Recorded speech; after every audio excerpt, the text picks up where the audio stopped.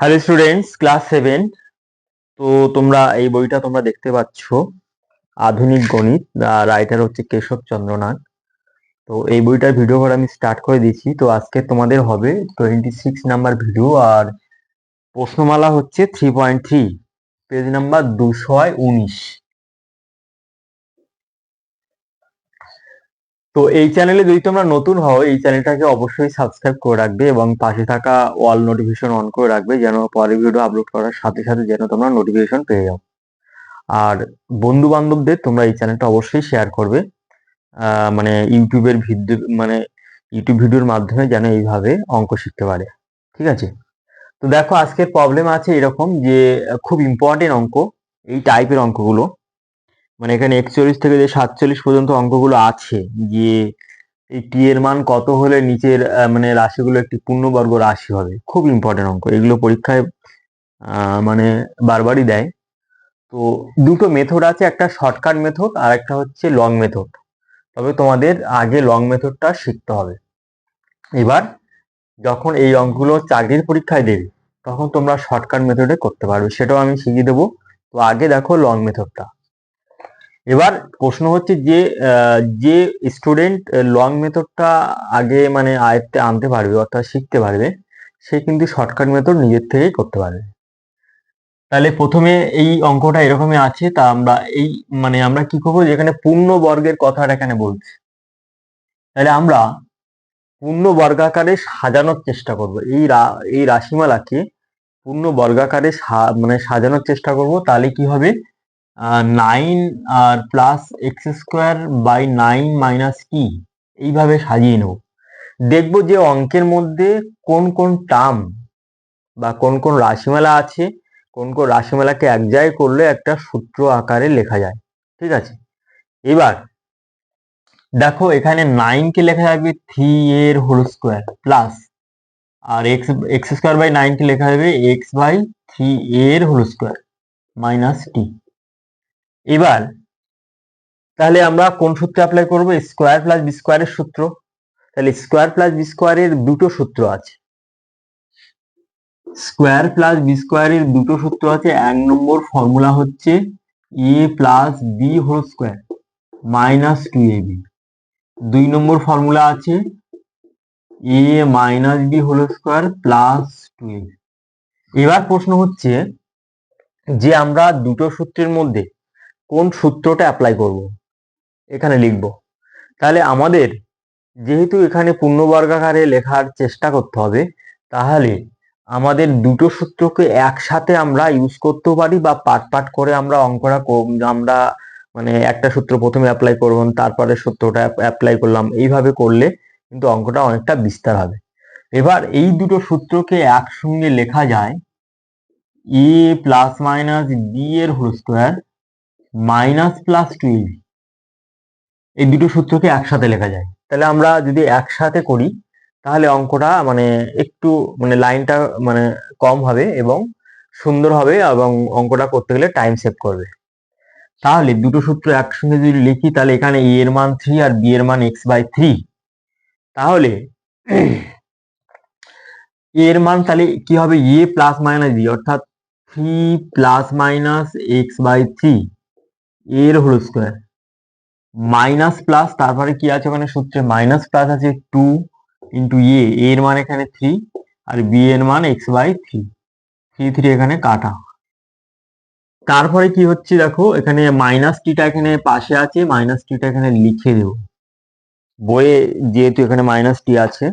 এবার দেখো, 3 plus minus x by 3 divided by, আচ্ছা, 3 plus minus x by 3 whole square minus plus 2x minus T, এরকম।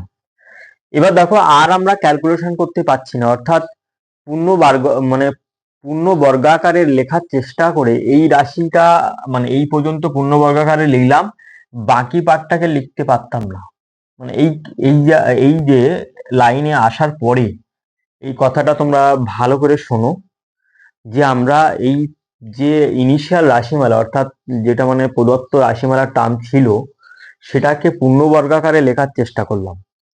করে এই পর্যন্ত পূর্ণ বর্গাকারে আমরা লিখতে পারলাম, কিন্তু বাকি টার্মটাকে আমরা পূর্ণ বর্গাকারে লিখতে পারছি না। পূর্ণ বর্গাকারে লেখা মানে স্কোয়ার ফর্মে লেখা, স্কোয়ার ফর্মে লিখলাম। তার মানে কি, যদি বাকি এই যে টার্মটা যদি না থাকতো, অঙ্কের মধ্যে যদি না থাকতো, অর্থাৎ এখান থেকে শুরু করে এই টার্মটা যদি অঙ্কের মধ্যে না থাকতো, তাহলে কিন্তু আমরা পূর্ণ বর্গাকারে লিখতে পারতাম। তাহলে না থাকতো মানে কি, যদি এই টার্মটা যদি শূন্য হতো, তাহলে আমরা এখানে এই ভাষাটা লিখবো। দেখো, যে প্রদত্ত রাশিমালাকে পূর্ণ বর্গাকারে লেখা যাবে যদি -+2x - t = 0 হয়। এই পার্টটা যদি শূন্য হতো, যদি এত = 0 হয়, ভালো করে বোঝো। 0 যদি হতো তাহলে আমরা পূর্ণ বর্গাকারে লিখতে পারতাম। তাহলে এখান থেকে লেখা যাবে, বা তাহলে আমার কোন ভ্যালুটা বার করতে হবে, এখানে t এর ভ্যালুটা বার করতে হবে। তাহলে টিটাকে আমরা বাম পক্ষে রেখে দেবো -t, আর পুরো এই রাশিমালা এই -+2x টাকে পাশে নিয়ে যাব। তাহলে পুরো রাশিমালার আগে কোন চিহ্ন আছে প্লাস, সেটাকে মাইনাস হয়ে যাবে, আর -+2x। ভালো করে বোঝো যে এই যে -+2x এর বাইরে কোন চিহ্ন আছে, কোনো চিহ্ন নেই, মানে এখানে কিন্তু প্লাস আছে, মানে এই চিহ্নটা দিচ্ছি না, অর্থাৎ কোনো চিহ্ন নেই মানে আমরা ধরবো প্লাস চিহ্ন আছে। তাহলে প্লাস চিহ্নটা যখন ডান পক্ষে যাবে তখন কি হয়ে যাবে, মাইনাস। এবার এই মাইনাস আর এই মাইনাস কাটবো, তাহলে কি হলো, টি এর মান আমরা পেয়ে গেলাম -+2x। তাহলে টি এর এখানে দুটো মান, এই যে -+2x মানে কি, এর একটা হচ্ছে -2x আর একটা হচ্ছে +2x, এই দুটোকে একসাথে লেখা যায় -+2x। তাহলে টি এর কোন মানের জন্য, অর্থাৎ টি এর মান যদি -+2x হয়, তাহলে এই রাশিকে পূর্ণ বর্গাকারে লেখা যাবে। এবার লিখে দাও, ইহাই নির্ণীয় মান। ইহাই নির্ণীয় মান, যে মানটাকে আমার বের করতে হবে সেই মানটা হলো -+2x। এবার অঙ্কের উত্তর ঠিক আছে না ভুল আছে তোমরা চেক করতে পারো, ঠিক আছে। যে এক্সামের সময় তো অঙ্কের উত্তর দেওয়া থাকবে না, কিন্তু মানে কেমন ভাবে আনসার চেক করতে পারবে আমি একটু শিখিয়ে দিচ্ছি। আনসার চেক, প্রথমে -+2x এর মধ্যে প্রথমে মাইনাসকে নিয়ে ট্রাই করো, -2x নিয়ে। তাহলে এই প্রদত্ত রাশিমালায় টি এর মান -2x বসিয়ে দাও, দেখবে পূর্ণ বর্গাকারে লেখা যাবে। তাহলে এখানে কি হচ্ছে, 9 আর মাইনাসে মাইনাসে +2x +x²/9 = তাহলে এখানে এটাকে ভাবো, এখানে 9 কে ভাবো 3 এর হোল স্কয়ার, অর্থাৎ 9 কে এ ফর্মে লিখতে হবে। আর যেটাকে পূর্ণ বর্গা লিখছি দেখো, প্লাস এখানে x/3 কে এখানে x/3 এর হোল স্কয়ার কে বি ধরো, অর্থাৎ x/3 কে বি ধরো। তাহলে কি হয়, সূত্র অনুযায়ী এখানে 2 হয়, ইন্টু এ মানে হচ্ছে 3, বি মানে x/3 কাটা, সমান সমান হচ্ছে 3 + x/3 এর হোল স্কয়ারের ফর্মে লিখতে পারলাম। তাহলে মাঝখানে এই টার্মটা ক্যালকুলেশন করলে, আচ্ছা এটা আমরা কাটবো না, এটা এই ফর্মে রেখে দেবো, 2 × a × b, ঠিক আছে। তাহলে এই ফর্ম থেকে, অর্থাৎ -2 কে নিয়ে আমরা দেখলাম যে আমরা প্রদত্ত রাশিমালাকে পূর্ণ বর্গাকারে লিখতে পারলাম।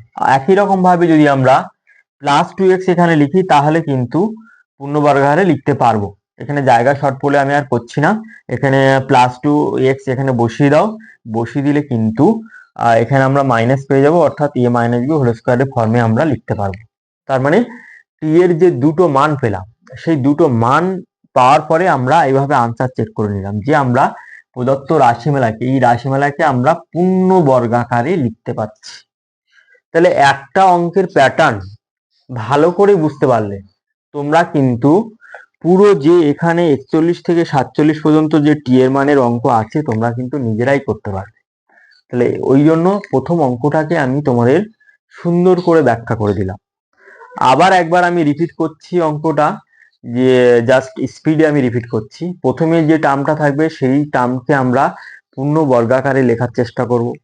পূর্ণ বর্গাকারে লেখার পরে তারপরে যে রিমেনিং পার্টটা থাকবে, অর্থাৎ যেটাকে আমরা পূর্ণ বর্গাকারে লিখতে পাচ্ছি না, সেই টার্মটাকে আমরা কি করব, জিরো করব, তার সঙ্গে জিরো সমান করব, করে আমরা যে টার্মটার ভ্যালু আমাদের নির্ণয় করতে হবে, টি এর মান, টি এর মানটা বের করে দেবো। তাহলে এইভাবে আনসার চেক করবো, ঠিক আছে। এবং এই অঙ্কটা মানে বিস্তার করা যায় কেমন ভাবে, এটা তো আমি জাস্ট স্ট্যান্ডার্ড মেথডে করলাম। বিস্তার কেমন ভাবে করবো, প্রথমে যে আমরা এখানে দুটো সূত্র একসঙ্গে অ্যাপ্লাই করলাম, তাহলে প্রথম একটা সূত্র অ্যাপ্লাই করলে একটা টি এর মান বের হলো। আবার তারপরের ধাপে আবার সেম টু সেম লিখে আবার দ্বিতীয় সূত্রটা অ্যাপ্লাই করলে কিন্তু আবার একটা টি এর মান বের হবে, দুটো টি এর মান দেখবে +2x আর -2x। ঠিক আছে, এইভাবে অঙ্কটা বিস্তারিত সহকারে করা যায়। তো আজকে ভিডিও নাম্বার 26 এই পর্যন্ত। এরপরে 27 নাম্বার ভিডিও থেকে 42 এর অঙ্ক তোমাদের মানে সলভ করে দেবো।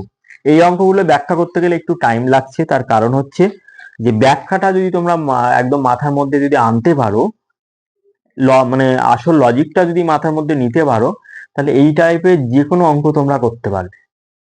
যে কোনো অঙ্ক, মানে অঙ্কর স্ট্রাকচার তুমি নিজের থেকে সাজিয়ে নিজেই করতে পারবে। কেমন ভাবে, যেমন আমি একটা এক্সাম্পল দিচ্ছি, যে একটা অঙ্কের স্ট্রাকচার ধরো তুমি নিজের থেকে ক্রিয়েট করলে, ধরো এখানে তুমি দাও 225, ওখানে দাও এখানে মাইনাস ধরো এখানে টি দাও, প্লাস এখানে দাও তুমি x² / 100। টি এর কোন মানের জন্য পূর্ণবর্গ হবে। এই অঙ্কটার লজিক যদি তুমি ভালো করে বুঝতে পারো, এই অঙ্কটা তুমি নিজের থেকে তুমি করতে পারবে।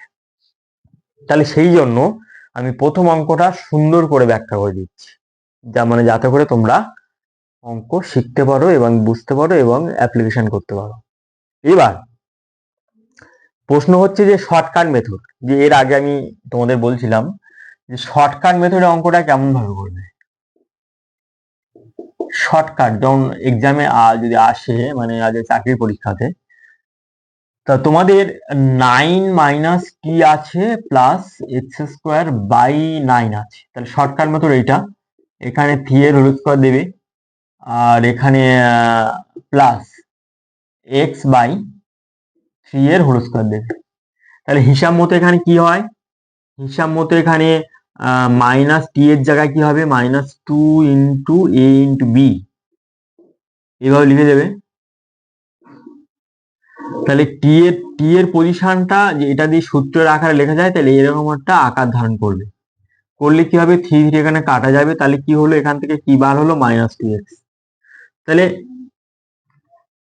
একটা হবে -2x, যেহেতু এখানে স্কোয়ার আর বি স্কোয়ার আছে, অর্থাৎ স্কোয়ার প্লাস বি স্কোয়ারের ফর্মুলা অনুযায়ী, তাহলে কি হবে, এখানে আরেকটা আনসার হবে +2x। তাহলে অপশনে যদি -2x থাকে চারটে অপশনের মধ্যে, তাহলে -2x কে আমরা রাইট করব, আর যদি +2x থাকে তাহলে +2x কে রাইট করবো, আর দুটো যদি একসঙ্গে থাকে আমরা এইভাবে রাইট করব। এটা হচ্ছে শর্টকাট মেথড।